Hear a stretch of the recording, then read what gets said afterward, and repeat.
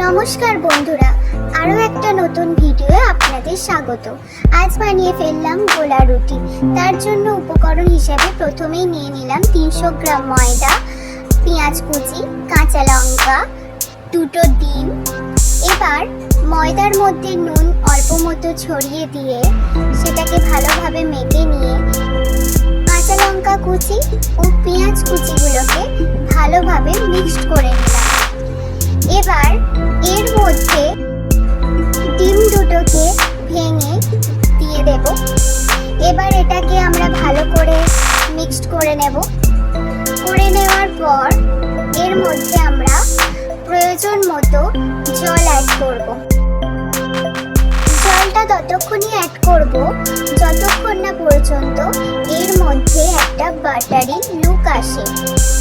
এটা যতক্ষণ না পর্যন্ত এর ডেন্সিটিটা এরকম একটু তরল ঘনত্বযুক্ত হচ্ছে, ততক্ষণ পর্যন্ত এই বাটারি লুকটা যতক্ষণ না আসে ততক্ষণ পর্যন্ত আমরা ওটা ফুটিয়ে যাব। এরপর আমরা চাটুতে অল্প পরিমাণ তেল মাখিয়ে নিলাম। তেল মাখিয়ে নেওয়ার পর এটা আমরা অল্প কিছুক্ষণের জন্য গরম করতে বসিয়ে দিলাম। গরম হয়ে যাওয়ার পর আমরা 2 স্পুনের মতো দিয়ে সেটাকে আমি স্প্রেড করে নিলাম।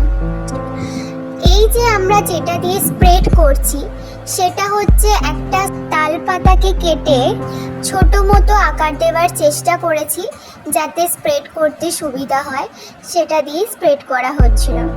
একটা পিঠ ভাজা হয়ে গেলে সেটাকে উল্টে পাল্টে দিলাম।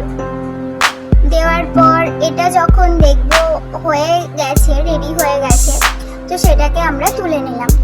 এইভাবে আমরা আরও কয়েকটা বানিয়ে ফেললাম খুব চটজলদি। ধন্যবাদ সবাইকে আমাদের এই ভিডিওটা এতটা যত্ন সহকারে দেখার জন্য। আপনারা সকলেই ভালো থাকবেন, সুস্থ থাকবেন, আর আমাদের এই ভিডিওটাকে like, comment, share and subscribe করতে ভুলবেন না। আমাদের গোলা রুটি পরিবেশনের জন্য প্রস্তুত। এটাকে আমরা আলুর দম দিয়ে খেয়ে নেব। Thank you.